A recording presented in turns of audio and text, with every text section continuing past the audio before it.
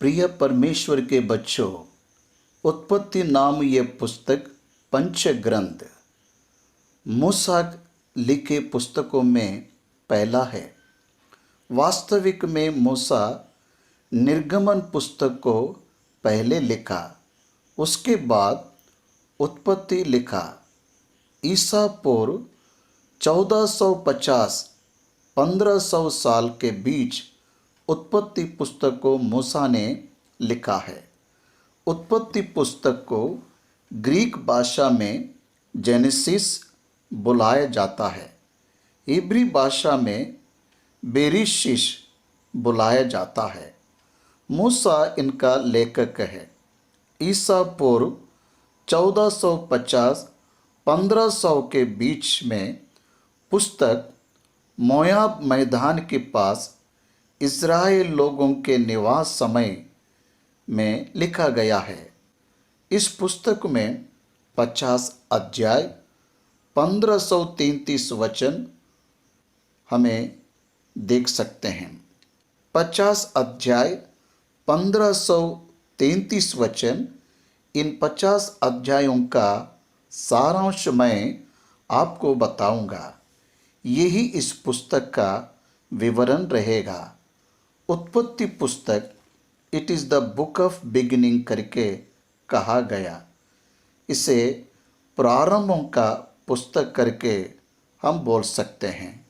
इस प्रारंभ के पुस्तक में 50 अध्याय 1533 वचन, अंग्रेजी बाइबल शब्द 38,267 शब्द, इसमें हमको लगभग तकरीबन वर्षों के समय देखे तो पुराने नियम के बाइबल का इतिहास 4100 साल पुराने नियम के बाइबल का इतिहास और नया नियम 100 साल मिलाए तो 4100 साल 4100 साल का हिस्ट्री है।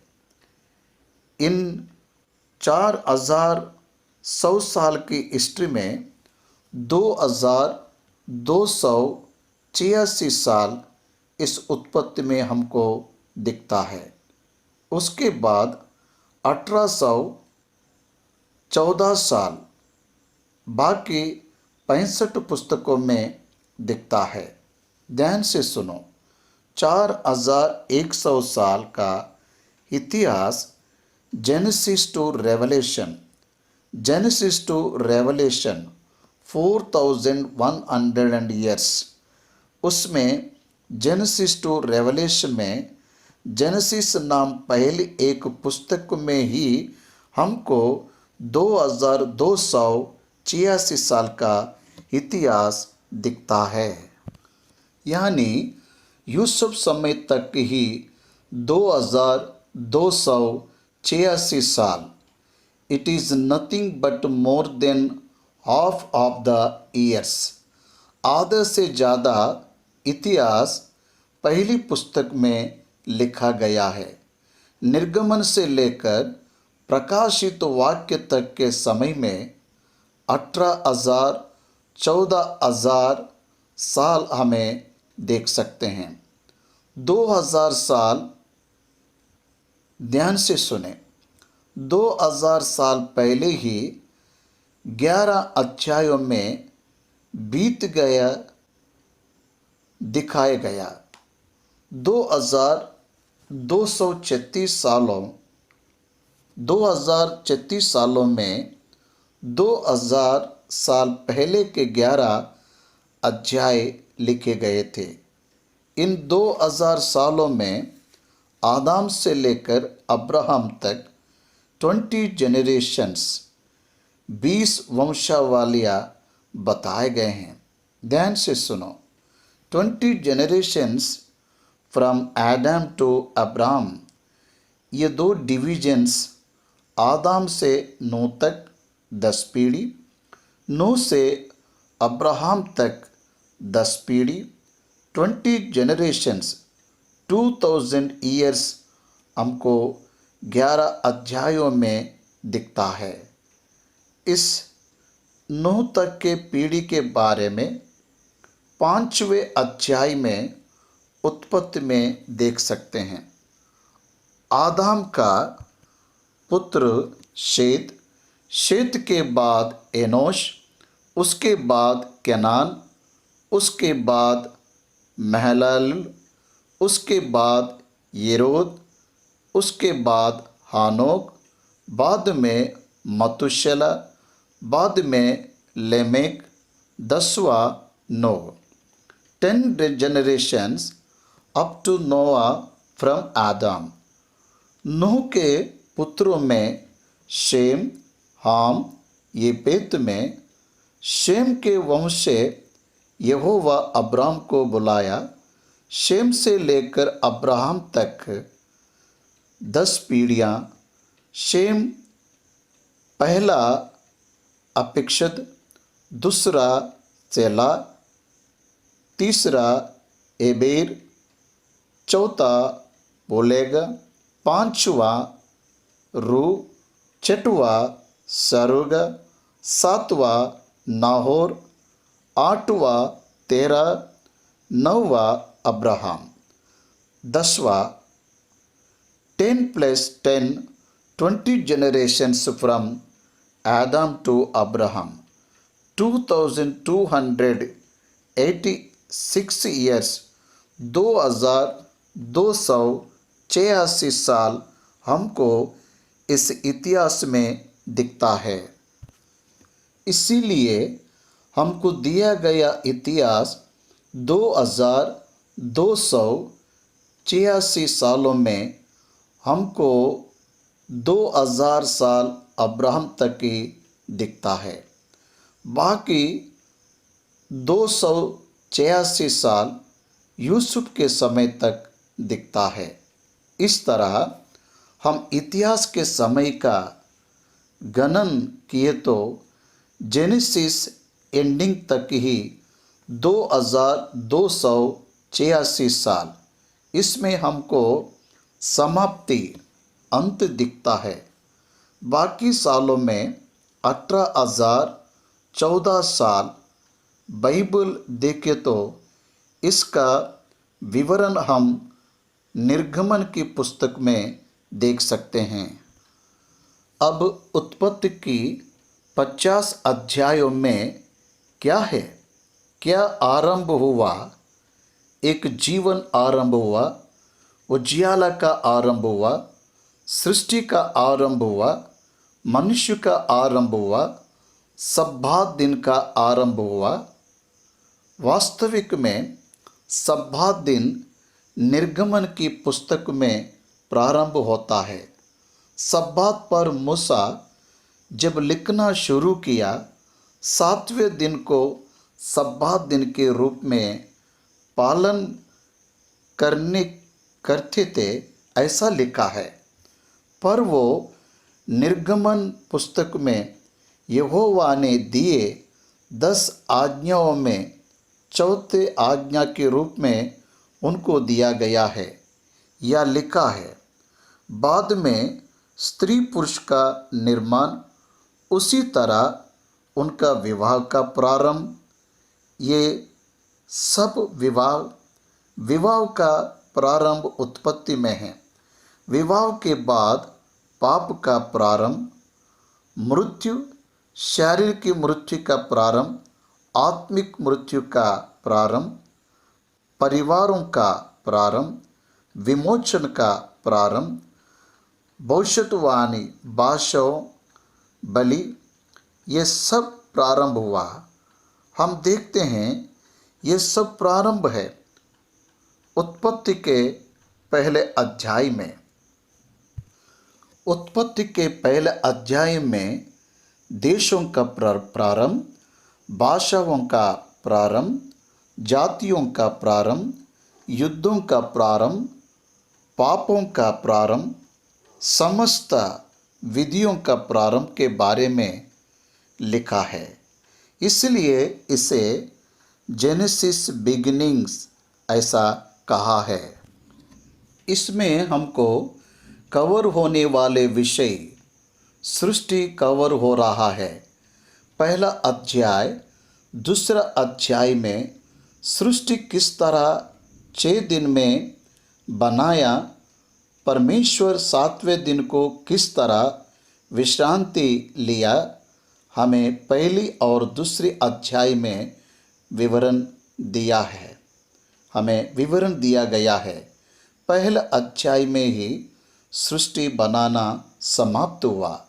दूसरा अध्याय में परमेश्वर 6वें दिन में मनुष्य को किस तरह बनाया, पूर्व विवरण लिखा है।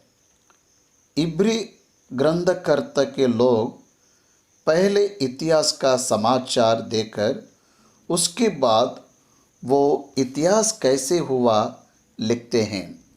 दूसरे अध्याय में देखें तो आदम हव्वा का निर्माण होना, वो परमेश्वर के उपस्थिति में एक होना, वो परमेश्वर के अधीन में रहना, परमेश्वर उनको आदम की वाटिका में रखना, ये सब हमको दिखता है। तीसरे अध्याय में हमको फॉल ऑफ द मैन, मनुष्य का पतन, मनुष्य का पाप, तीसरा अध्याय पूरे बाइबल में बहुत प्रमुख विषय। Fall of the man, fall of the man, मनुष्य परमेश्वर का तिरस्कार कर शैतान से मिलकर शैतान के बातों के अधीन होकर पाप किस तरह किया है, तीसरा अध्याय में लिखा गया है। चौथा अध्याय से मनुष्यों का विस्तार प्रारंभ हुआ। कैन हाबिल के इतिहास से चौथा अध्याय शुरू होता है।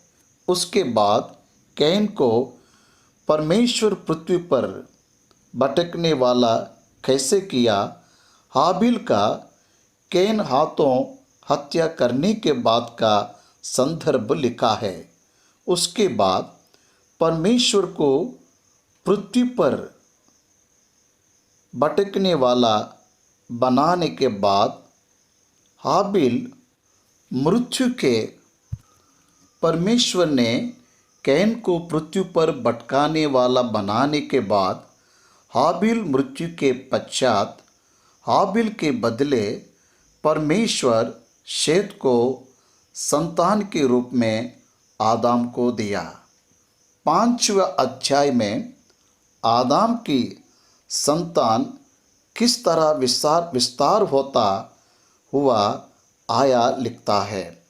उस समय में 10वीं पीढ़ी के नूह के बाद समाधान आएगा, शांति आएगा, ये सोचकर उस समय के लोग प्रतीक्षा कर रहे थे।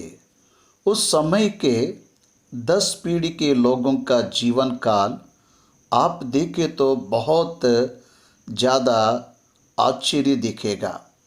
मथुशेल सबसे ज़्यादा अधिक वर्ष जीवित रहा हमको दिखता है। मथुशेला जीवित वर्ष 969 साल जीवित रहा। हाईएस्ट मनुष्य जाति में अत्यधिक वर्ष जीवित रहने वाला मथुशेला रहा। आदम 930 साल जीवित रहा। उसके बाद सेत 912 साल, एनोश 905 साल, केनान 910 साल, महलोल 895 साल, येरेद 962 साल, हानोक 365 साल।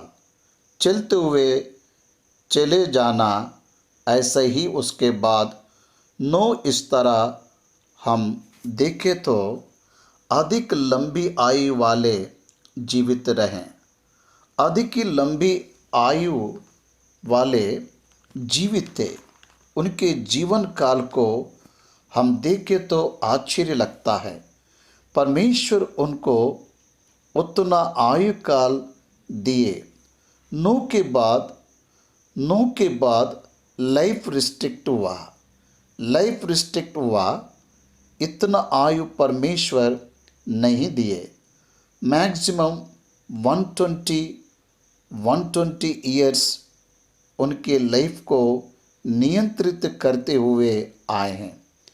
परमेश्वर नियंत्रित करते हुए आए। उसके बाद 10 संतान। नूह जल प्रलय में परमेश्वर सारे संसार के मनुष्यों का नाश करने के बाद परमेश्वर नूह के 3 संतानों में से संसार के मनुष्यों को लेकर आया। ये पैदा किया। उसमें हाम, शेम, योपेत में शेम नामक व्यक्ति के परिवार में अप्रक्षदा, सेला, एबेर, पेलोग, रू, सरूगा, नाहोर, तेरा। अब्राहम को चुना। यह एक 10 जनरेशन्स। अब्राहम के पिता तेरह जीवित वर्ष 205 साल। मूसा के समय तक लाइफ और रिस्ट्रिक्ट हुआ। 120 ईयर्स तक आ गया। अब्राहम के समय तक 165 75 ईयर्स। इसहाक 175 ईयर्स। ऐसे ही हम देखें तो इनका विधि आयु दिखता है। अब 11 अध्याय तक आए तो हमको क्या समझता है कि परमेश्वर अब्राहम को बुला लिया है। उसके पहले के समय में सिविलाइजेशन का निर्माण हुआ। अच्छी संस्कृति का निर्माण हुआ। निम्रोद के समय में परमेश्वर के विरोध में बाबेल टावर का निर्माण जब वो लोग किए, 11 अध्याय में परमेश्वर उतर आकर उसको तोड़ा, नाश किया। उनके बादशाहों में गड़बड़ी कर विविध देशों में भेज दिया। ऐसे देशों का निर्माण हुआ, बादशाहों का निर्माण हुआ। इसलिए भाषाएं कुछ समान लगते हैं। अब तेलुगु भाषा के क्षेत्र सीमा की भाषा तमिल भाषा, तेलुगु भाषा, कन्नड़ भाषा, समीप क्षेत्र सीमाओं की भाषा समान लगता है। मलयालम, तमिल क्षेत्र समीप रहते हैं। इसलिए स्थान क्षेत्र बदलने तो भाषा भी बदलते हैं। आज विश्व में 6400 भाषाओं में बात कर रहे हैं। 6400 भाषाओं में बात कर रहे हैं। विश्व भर में एक समय में एक ही भाषा होती थी। निम्रोद के समय तक एक ही भाषा होता था। 11 अध्याय में परमेश्वर बाबेल टावर के शिखर को वो तोड़वा दिया। तो मनुष्यों में भाषाओं की गड़बड़ी कर अलग अलग स्थानों में भेज दी है, फैला दिए हैं। उसी समय में मनुष्य सभी अलग अलग स्थानों में जाते रहे। उसी तरह गए लोगों में अब्राहम ऊर नामक कसीदियों के नगर में से परमेश्वर अब्राहम को बुलाया। अब्राहम को परमेश्वर बुलाने समय उस वक्त परमेश्वर उसको कुछ वाचा दिए। वो वाचा का फल यह है कि एक महान देश उसके द्वारा निर्माण करने वाला है। A great land, A promise of great land, A promise of a great nation. एक बड़ा भूभाग, एक बड़ा राज्य, एक बड़ा देश, एक बड़ा आशीर्वाद उसको देने वाला है। परमेश्वर उनको बताएं, अब्राहम को बताएं। इसलिए परमेश्वर अब्राहम को बुलाते वक्त तेरी संतान को रेती के तुल्य, रेती के समान करूँगा। तू जो देख रहा है उस देश को तुझे दूंगा। ऐसे वाचाओं से परमेश्वर इस्राएली लोगों के लिए राज्य स्थापना करने जा रहा। ऐसी उम्मीदें उत्पत्ति के समय से हमको दिखता है। अब्राहम इस परमेश्वर के वाचा के अनुसार बुलाए जाने पर उसके पिता तेरह को उसकी पत्नी सारा, भाई के पुत्र लोत को साथ लिए वे निकला। हारान तक आकर वहाँ थोड़ा समय निवास किया।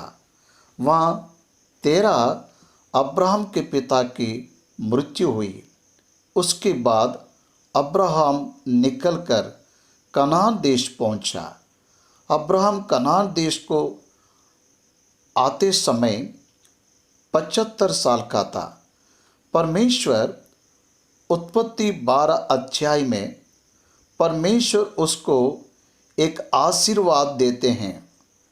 जो तुझे आशीर्वाद दे उन्हें मैं आशीर्वाद दूंगा, और जो तुझे कोसे उसे मैं शाप दूंगा। और भूमंडल के सारे कुल तेरे द्वारा आशीष पाएंगे। जब कहा तब अब्राहम 75 साल का था। हारान से जब निकल आया 75 साल का था। ऊर से अब्राहम निकल कर आया तब 65 साल का था। 65 साल का था तब निकल आकर हारान में 10 साल निवास करने के बाद अब्राहम वहाँ से निकलकर कनान पहुँचा। कनान में जब अब्राहम आया तो देश में परमेश्वर फिर प्रत्यक्ष होकर बोले, तेरे संतान को ये देश दूंगा। ये कहने पर वह वेदी बनाकर परमेश्वर का आराधना किया। इसलिए अब्राहम का इतिहास देखे तो अब्राहम धर्मी था, विश्वासी था, विश्वासियों का पिता के समान हमको दिखता है। अब्राहम का इतिहास पूरा हमको उत्पत्ति की 12 अध्याय से लेकर 25वें अध्याय तक लिखा गया है। अब्राहम का इतिहास बहुत गंभीर बड़ा इतिहास है। बिना अब्राहम के बाइबल ग्रंथ नहीं होता। परमेश्वर अब्राहम को विश्वासियों का पिता कहा और अब्राहम को परमेश्वर ने अपना मित्र कहा। कितना महान व्यक्ति होगा, आप एक बार सोचिए। उसके नेटिव प्लेस, उसके बंधुओं को सभी को छोड़ा। कहाँ जाना है पता नहीं, पर प्रारंभ में परमेश्वर दिखाए स्थान के लिए निकल पड़ा। अब्राहम को परमेश्वर अन्य जाति के बीच से बुलाकर उसे स्वतः स्वदेश को उसके गर्भ से लाने के लिए परमेश्वर योजना बनाकर रखे हैं। इसलिए बाइबल में परमेश्वर की योजना अब्राहम के संतान के द्वारा परमेश्वर पूरा करने जा रहा है। इतिहास हमको बताता है कि अब्राहम के समय में अकाल पड़ा था। अकाल के समय वो देश से निकलकर मिस्र देश गया। मिस्र देश में फिरौन अब्राहम की पत्नी सारा को ले गया। परमेश्वर दखल देकर उसकी पत्नी को उसे दिला दिया। फिरौन के परिवार में घड़ी बड़ी विपत्तियां डाल परमेश्वर परेशान किया। फिरौन अब्राहम को सारा के कारण कुछ तोहफे दिए। उन तोहफों में से मिस्र की संतान में से आई आजीरा नाम की लड़की दिखती है। उसके बाद अब्राहम मिस्र से निकलकर दक्षिण देशों में आया।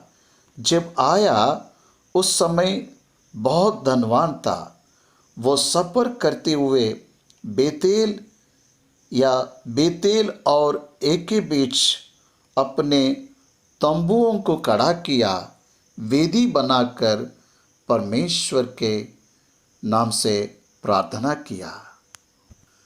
उसके बाद 13वीं अध्याय में देखा जाए तो अब्राहम की भाई का पुत्र लोत अब्राहम से अलग होकर सोदोम गोमोरा को चले गया। अब्राहम के सेवक और लूत के सेवक में झगड़ा हुआ तो वो स्थान उनके लिए पर्याप्त ना होने के कारण झगड़ा करने पर अब्राहम लूत को बुलाकर कहा, हम रिश्तेदारों में संघर्ष नहीं होना चाहिए, इसलिए तुम दूसरे स्थान में चले जाओ। ऐसा कहा। यहोवा की वाटिका जैसी हरी भरी दिखने वाली सदोम गोमोरा के तरह लूत चलता हुआ गया। उस रात मैदान में अब्राहम के सोते वक्त परमेश्वर प्रत्यक्ष होकर कहा, अब्राहम, उत्तर दक्षिण पूर्व पश्चिम दिशाओं में देखो, मैं तुम्हारी संतान को बढ़ाऊंगा, ये देश को तुम्हें दूंगा। जब ऐसा कहने पर ममरे के बांज वृक्ष के बीच में अब्राहम परमेश्वर के लिए वेदी बनाकर प्रार्थना किया।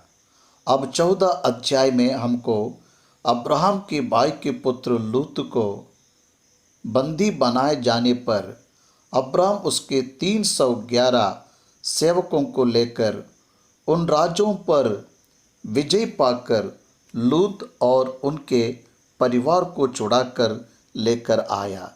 लूत और उनके परिवार को छुड़ाया। उस संदर्भ में मलकीसेदेक की अब्राहम से भेंट हुई।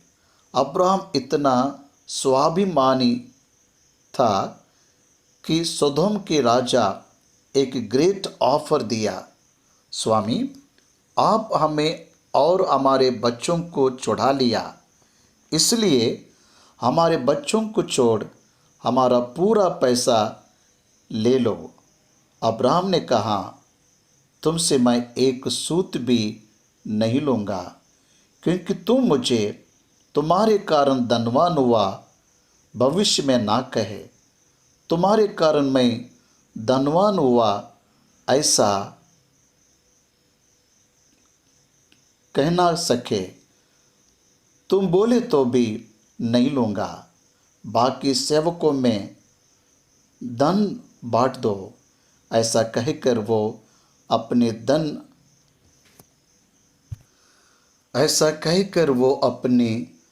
धन अपेक्षा पर विजय हुआ अब्राहम।